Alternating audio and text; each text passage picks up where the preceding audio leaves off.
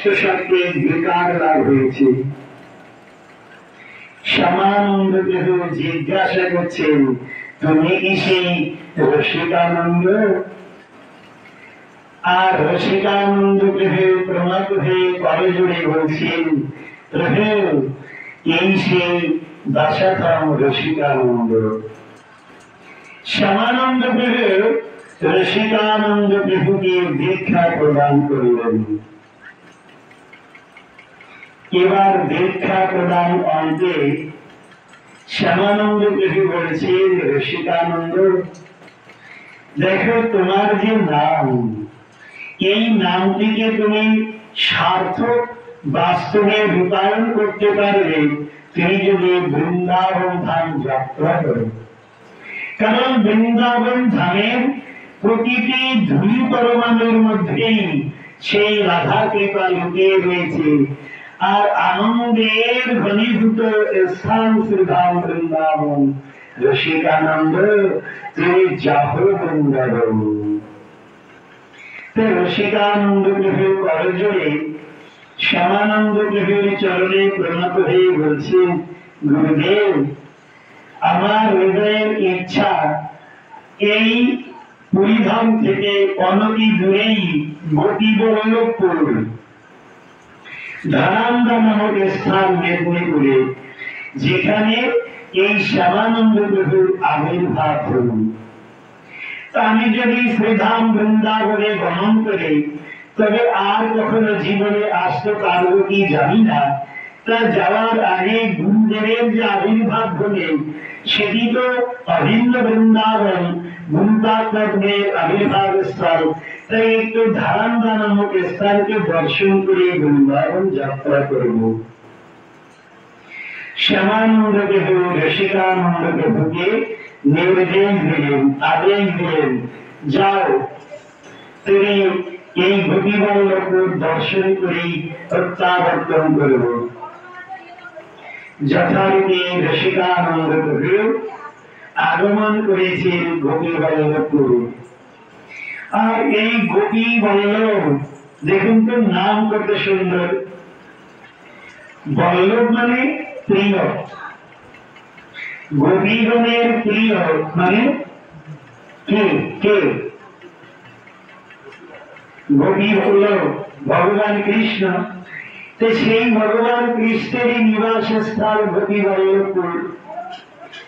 এই জেনে রসিকানন্দ প্রভু অভিন্ন বৃন্দাবন মেনে ওই গোপীবল্লভপুরীকে পরিক্রমা করছেন, প্রণাম করছেন, স্তব করছেন, স্তুতি করছেন, দিনকে কাটাচ্ছেন আর গুরু কৃপার জন্য নিরন্তর প্রার্থনা করছেন।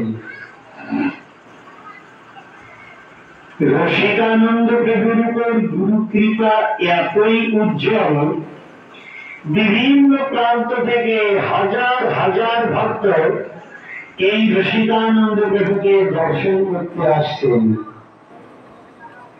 দেখবেন আমাদের জগতের ব্যক্তিগণ কারো যদি ভালো হয়, অপরের চক্ষুটি শুনে দান করে থাকে, এ আমার থেকে অনেক বড় হয়ে যাবে, কি করে ওকে দান করা যায়, নিচু করা যায়, এটি আমাকে দেখতে হবে। রসিকানন্দ প্রভুর কাছে হাজার হাজার ভক্ত আসতে শুরু করেছে। আর রসিকানন্দ প্রভু ভক্ত করে চূড়ামণি মহাভাগবত গুরু কৃপা পাত্র। যত ভক্ত আসে তাদের সকলকে আদর করেন, হরি কথা শ্রবণ করেন। কিন্তু কতিপয় ব্যক্তি কি করে এই রসিকানন্দ প্রভুকে স্থানচ্যুতি করা যায়, এই স্থান থেকে যাতে রসিকানন্দ প্রভুকে দূরে বিসর্জন দেওয়া যায়, এই চিন্তা করে গোপীবল্লভপুরের অনতি দূরেই একটি শ্মশান, আর সেই শ্মশানের একজন তান্ত্রিক অবস্থান করেন। সেই তান্ত্রিকের শরণাপন্ন হলেন। আপনারাও দেখেছেন, যখন কিছু বিপদে পড়েন তখন তন্ত্রবিদের কাছে যাওয়ার জন্য খুব লালায়িত হন। কিন্তু আজকে শুনুন, তন্ত্রবেদ অপেক্ষা কৃষ্ণ মন্ত্রের কত শক্তি। আপনি কোন শ্মশানে ভজনকারী ব্যক্তির কাছে যাবেন, সে আপনাকে ফুফা দিয়ে আপনার মনোতুষ্টি করিয়ে দিল, আপনি কিছু টাকা দিয়ে চলে এলেন, কিন্তু আপনার এই কপালে যা রয়েছে তার পরিবর্তন ও তান্ত্রিক কি করবে? স্বকর্ম ফলে ভগবান কি করেছে? যথারীতি ওই তান্ত্রিক বলছেন, দেখব দেখে রসিকানন্দ কেমন সাধু আর কেমন গুরু কৃপার পাত্র। এই তান্ত্রিক একটি বাঘকে বশীভূত করেছে, আর ওই তান্ত্রিক বাঘের পিঠে উঠে যাত্রা শুরু করেছেন রসিকানন্দ প্রভুর সঙ্গে একে মিলিত হবেন বলে। চারিদিকে লোক সবাই বলছেন রসিকানন্দ প্রভুকে, প্রভু একজন তান্ত্রিক আসছে বাঘের পিঠে চড়ে। রসিকানন্দ প্রভু তো বৈষ্ণব, তিনি তো দৈবের প্রতিমূর্ত বিগ্রহ। রসিকানন্দ প্রভু বলছেন, আহা, এই জগতে অন্যান্য প্রাণী তো আলাদা হয়, কিন্তু একটি বাঘ হিংস্র, তাকে বশীভূত করেছে। আহা, কত বড় তন্ত্রবিদ ভাই, খুব ভালো। তা সেই তন্ত্রবিদ যখন আমার সঙ্গে দেখা করতে আসছে, তাহলে আমাকেও তো একটু এগিয়ে গিয়ে সেই স্বাগত সৎকার করা দরকার। ভক্তরা চারিদিক দাঁড়িয়ে দাঁড়িয়ে রয়েছে, যে রসিকানন্দ প্রভু মুখে বলছেন কিন্তু কাজে তো করছেন না। জগতের ব্যক্তি বিশেষের বিচারটি এক প্রকারের, আর সাধুর বিচারটি আলাদা প্রকারের। জগতের ব্যক্তিগণ অনেক ভাবনা ভাবে, ভগবান করতেও পারে, নাও পারে, কিন্তু ভক্ত যা ভাবনা ভাববেন ভগবান তাই করবে, কারণ ভক্তের হৃদয়ে ধন্ত ভগবান। রসিকানন্দ প্রভু ধীরে ধীরে করে প্রাচীরের উপর উঠেছে, যে তাইলে সেই তান্ত্রিক কত দূর রয়েছে দেখি, তাকে তো সাধুর সম্ভাষণ জানাতে হবে। রসিকানন্দ প্রভু প্রাচীরের উপর উঠে দেখছেন আর বেশি দূর নাই, অল্প দূরেই। তখন প্রাচীরটা প্রাচীর, ইটের প্রাচীর, জড় বস্তু। প্রাচীরকে বলছেন, প্রাচীর চলো এগিয়ে নিয়ে আসি তান্ত্রিককে। এইবার যখনই রসিকানন্দ প্রভু বলেছেন, তখন দেওয়ালটি চলতে লেগেছে। রসিকানন্দ প্রভু গিয়ে এগিয়ে গেছেন, আর এই তন্ত্রবিদ একেবারে বাঘের পিঠে চেপে এসেছেন। তান্ত্রিক ভাবছেন, আরে ভাই, এ বাঘের মধ্যে তো সেই পেন্টিটিয়াল আত্মা রয়েছে, এ তো চলতে পারে, কিন্তু একটু জড় প্রাচীর, এ কি করে চলবে? এই প্রাচীরের উপর উঠে প্রাচীরটাকে, একটি প্রাচীরকে টেনে নিয়ে এসেছে এখানে, তাহলে আমার ভজন বল অপেক্ষা তো এর ভজন বল তো আরো অনেক বেশি। এবার আমি আর কি তান্ত্রিক, এবার আচ্ছা তান্ত্রিক ভাই, একটা ইটের প্রাচীরকে এখানে টেনে নিয়ে চলে এসেছে। তখন ওই তন্ত্রবিদ কি করেছেন, বাঘের পিঠ থেকে নেমেই একেবারে রসিকানন্দ প্রভুর চরণে পতিত হয়েছিল। প্রভু, আপনি আমাকে ক্ষমা করুন, আমাকে দয়া করুন। ভক্ত তো তার বিচার তো আলাদা। কি করেছেন? রসিকানন্দ প্রভু বাঘের নিকট গিয়ে হাজির হয়েছেন। বাঘের কান থেকে টেনে দিয়ে বাঘের কানে, হরে কৃষ্ণ কৃষ্ণ কৃষ্ণ হরে হরে, হরে রাম রাম রাম হরে হরে। এই মহামন্ত্র যখন না বাঘের কারণে দিয়েছেন, আর সঙ্গে বাঘ সেই হাউমাউ করে কানতে লেগেছে, কোথাকার হিংস্র ভাব সব দূরীভূত হয়ে এখন ব্যাঘ্র কৃষ্ণ কৃষ্ণ বলে ব্যাঘ্র নাচিতে লাগিল। বাচ্চা তখন কৃষ্ণ কৃষ্ণ বলে নাচতে লেগেছে। তান্ত্রিক ভাবছে ঘাড়ে আমি নিলাম এই বাঘটাকে এই রসিকানন্দ প্রভুকে চমকিয়ে দেওয়ার জন্য। শেষ পর্যন্ত রসিকানন্দ বাঘকেই বের করে দিলেন। শেষে আমি বিপদে পড়লাম। তান্ত্রিক করেছেন রসিকানন্দ প্রভুর চরণে, প্রভু আপনি আমাকে দয়া করুন। রসিকানন্দ প্রভু সেই তন্ত্রবিদকে বলছেন, দেখো তোমাকে আজ যা প্রদান করবে সেইটাকেই ধরবে, আর তোমাকে আজ যা ছাড়তে বলবো সেইটাকে চিরকাল ছাড়বে। যা ধরবে তা আর ছাড়বে না, আর যা ছেড়েছ তা আর ধরবে না। এই কাজ যদি করতে পারো তবেই তোমার মঙ্গল হবে। আমরা অনেক সময় সাধুরা বলি, দেখো এই তোমাকে ছাড়তে হবে, তবেই তোমাকে হরিনাম দীক্ষা প্রদান করা হবে। তারা বলে হ্যাঁ আমি সব ছেড়ে দেব, এরপরে কিছুদিন পরে দেখা যায় আবার সেগুলো ধরে পড়েছে। কিন্তু ভক্তকে বিচার করতে হবে, আমি যা ছাড়বো তা আর কোনোদিন ধরবো না, আর আজ যে হরিনামের মালা ধরলাম তা আর কোনোদিন ছাড়বো না। তাই এই ভগবান আমাকে কোনোদিন ছাড়বেন না। এই তন্ত্রবিদ তিনি কি করলেন? রসিকানন্দ প্রভুর চরণে প্রতীক হলেন। রসিকানন্দ প্রভু এই তন্ত্রবিদকে দীক্ষা প্রদান করে উত্তম ভক্তে পরিণত করলেন। এর দামই হচ্ছে গুরু কৃপা। কাকরে গুরু করো, এই তোমার গুরু। আমরা ভাবি আমরা তো সাধারণ মনুষ্য, এই জড় জগতের জড় বিচার, জড় কর্ম, জড় দেহ নিয়ে দিন কাটাই। কিন্তু যদি আমি সত্যি গুরুচরণে নিজেকে সমর্পণ করতে পারি, তবে যে কার্য আমার দ্বারা প্রতি জন্মে সম্ভব নয়, সেটি গুরু কৃপার আলোকে এক লব সময়ের মধ্যেই 11.5 সেকেন্ডের মধ্যেই সেই তত্ত্ব লাভ হয়ে যায়।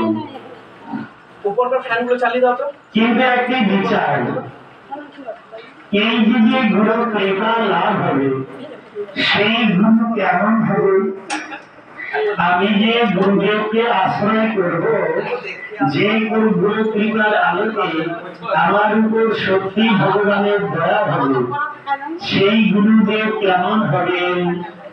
তখন শাস্ত্র বলছেন, কৃপা সিন্ধু সুসম্পূর্ণ সর্বসত্ত্বকারক নিঃস্পৃহ সর্বত সিদ্ধ সর্ববিদ্যা বিশারদ সর্ব সংশয় সংসিপ্তা অনারস গুরুধারিত।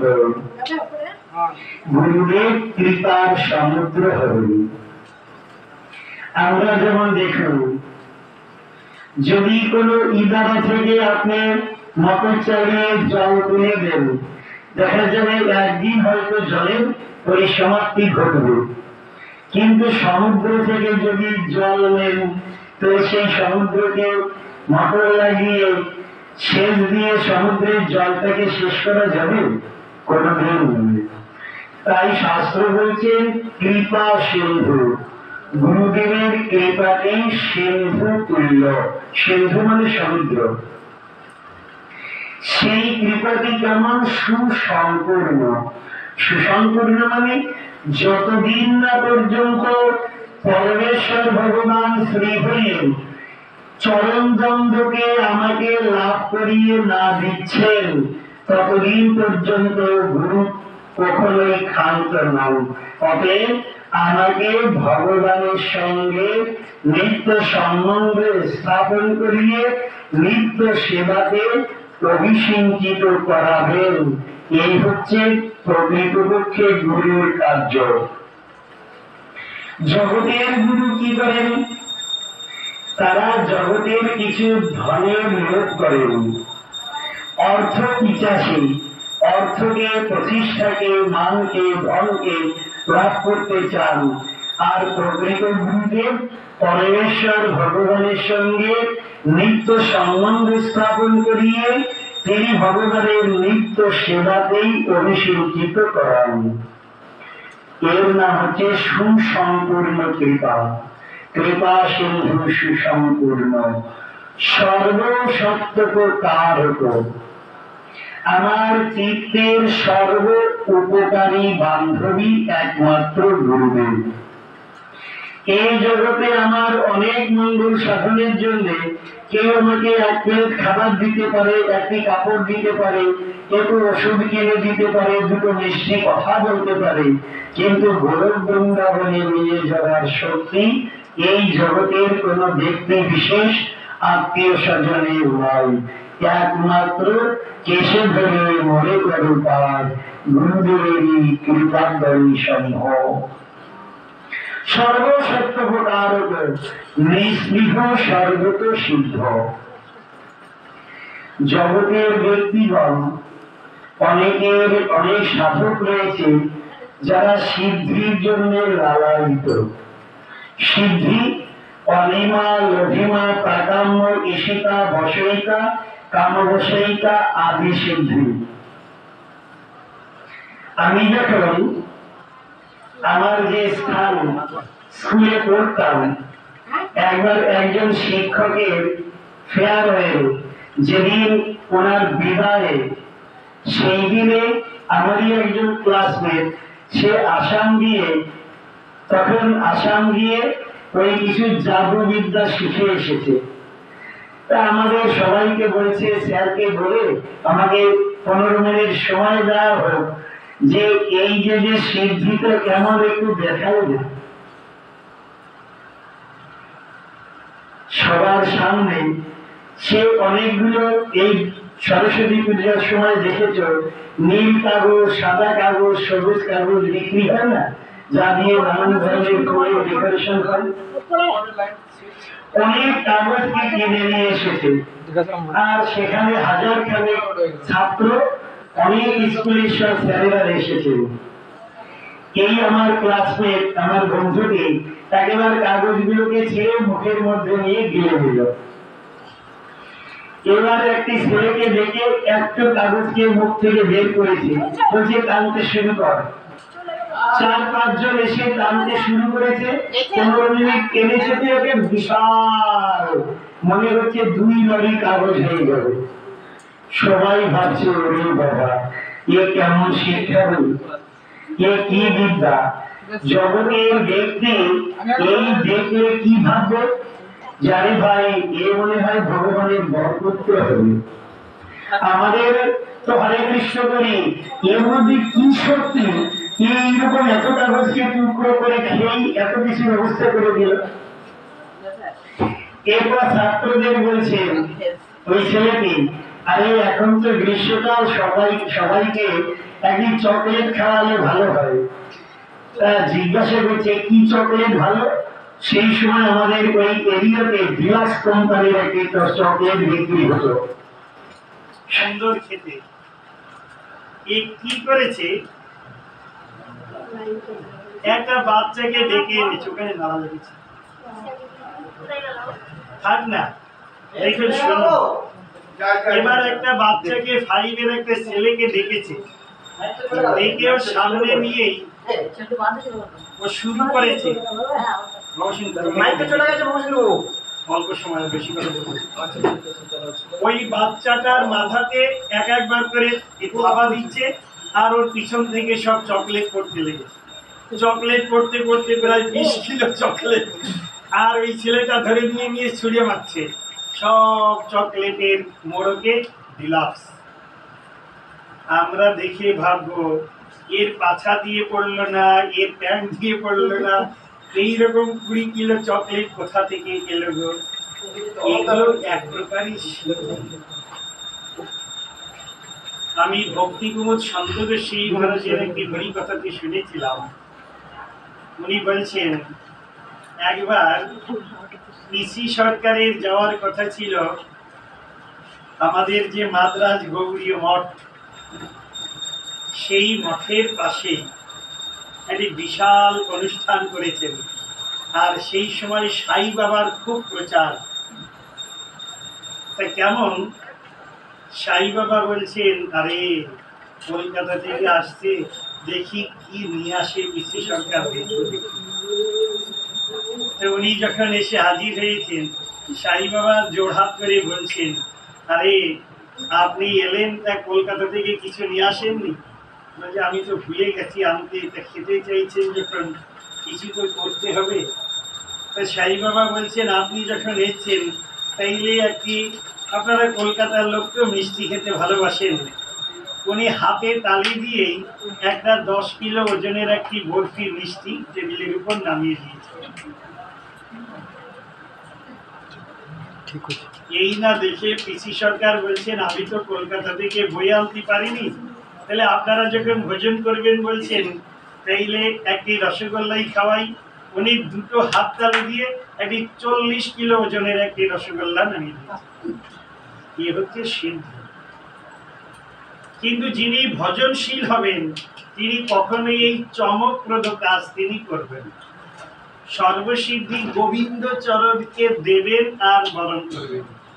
জগতের ব্যক্তিরা নানান ধরনের সিদ্ধিকে লাভ করতে চান, কিন্তু প্রকৃতপক্ষে সাধু নিস্পৃহ সর্বত সিদ্ধ, সর্ববিদ্যা বিশারদ।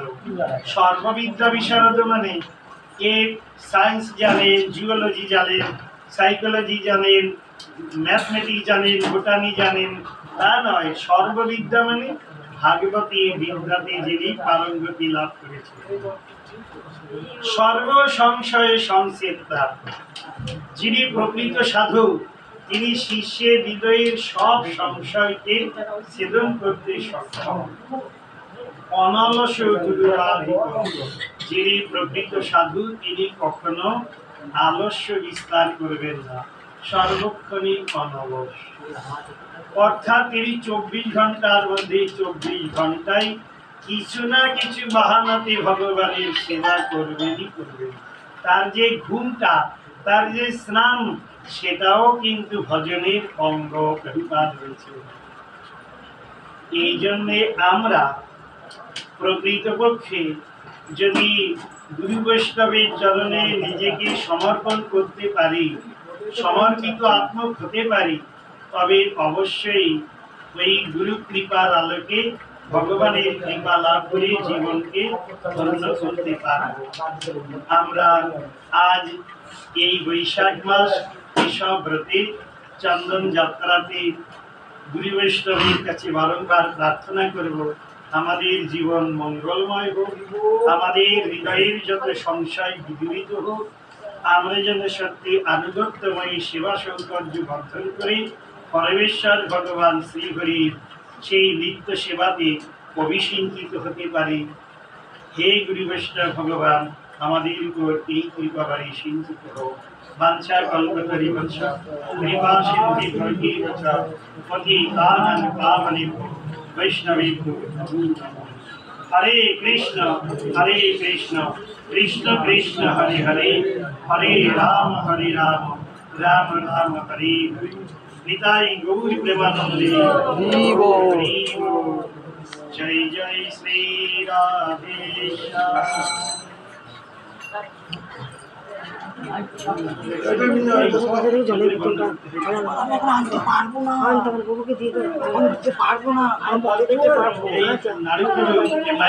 পয়সা দিও না, একবারে বাজে।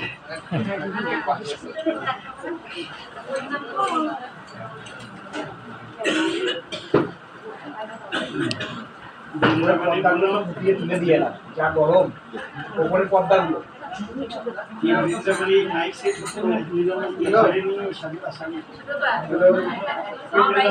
মৃদঙ্গটা দাও না, মৃদঙ্গটা কি কোনটাকে একটু শেষ হয়ে মানে বাজে কোথায় একটা বাজতে গেল। হ্যাঁ হ্যাঁ বন্ধ করো, চালু করো, কীর্তন হলে বন্ধ করে দাও।